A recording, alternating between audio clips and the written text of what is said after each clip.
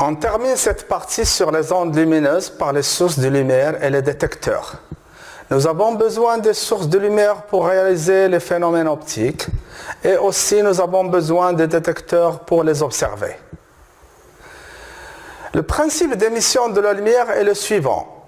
Un atome ou une molécule ou un ion excité revient au niveau inférieur, souvent au niveau fondamental, en émettant des photons de fréquence nue. Donc la fréquence de la lumière dépend de la source. L'énergie de la radiation émise est donnée par la loi de Planck-Einstein, E égale h nu égale à EP moins En. Il y a plusieurs types de sources de lumière. On va les classer en deux groupes, les sources classiques et les sources laser. Parmi les sources classiques, on peut citer le soleil, les étoiles, les bougies, les lampes et les ampoules, etc. Si le spectre est composé d'un ensemble continu de radiation, c'est un spectre continu, par exemple le soleil. Si le spectre d'émission est composé de raies, c'est un spectre discret. Exemple, le spectre d'une lampe à vapeur du sodium ou le spectre d'une lampe à vapeur de mercure. Comment émettent les sources classiques? Elles émettent de façon désordonnée des trains d'ondes de durée tau de 10 puissance moins 10 à 10 puissance moins 15 secondes avec une phase à l'origine aléatoire. C'est une lumière non cohérente. Passons maintenant aux sources laser. Pour les lasers, l'émission se fait d'une façon ordonnée avec des phases quasiment égales, des trains d'ondes de durée tau de 10 puissance moins 7 à 10 puissance moins 9 secondes, ce qui nous donne une lumière cohérente. Une lumière laser est cohérente, monochromatique, unidirectionnelle et peut être intense. Passons maintenant au temps et longueur de cohérence. L'émission de la lumière se fait par des trains d'ondes de durée moyenne tau indicé. Cette durée moyenne est le temps de cohérence. Elle dépend du mécanisme d'émission et elle est différente d'une source à une autre.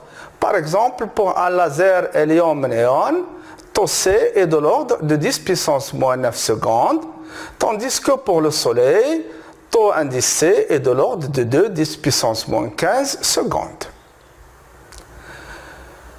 La longueur de cohérence dépend du temps de cohérence. C'est la distance que parcourt l'onde à la vitesse de la lumière pendant le temps tau C. LC égale à V fois tau C égale aussi lambda 0 au carré sur delta lambda. Elle dépend du mécanisme d'émission de la lumière. Par exemple, pour un laser hélium-néon, on a LC égale 30 cm. Et pour une ampoule, LC égale à 3 micromètres.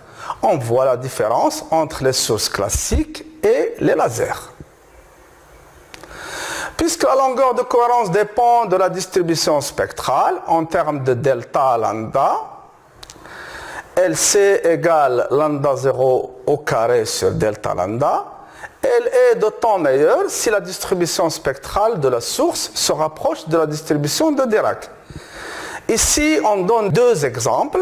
Un laser hélium-néon dont la distribution spectrale se rapproche de la distribution delta et une LED blanche dont la distribution est très large. Nous sommes arrivés au détecteur de la lumière. On peut citer les yeux, les caméras, les capteurs, les pellicules, les photodiodes, les photomultiplicateurs, etc.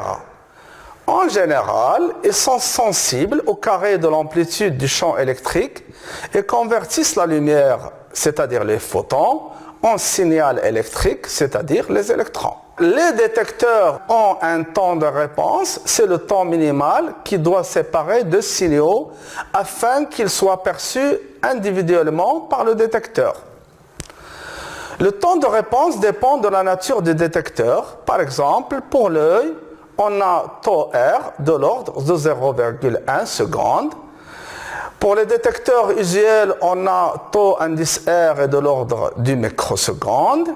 Pour les détecteurs de recherche, taux R est supérieur à 10 puissance moins 7 secondes, à comparer avec la période de la lumière visible qui est T de l'ordre de 10 puissance moins 15 secondes.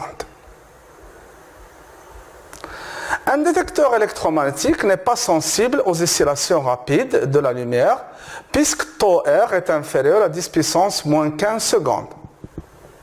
L'intensité IM que l'on mesure à l'aide d'un détecteur est intégrée sur le temps de réponse du détecteur, ce qui équivaut à faire la moyenne temporelle du carré du module du champ.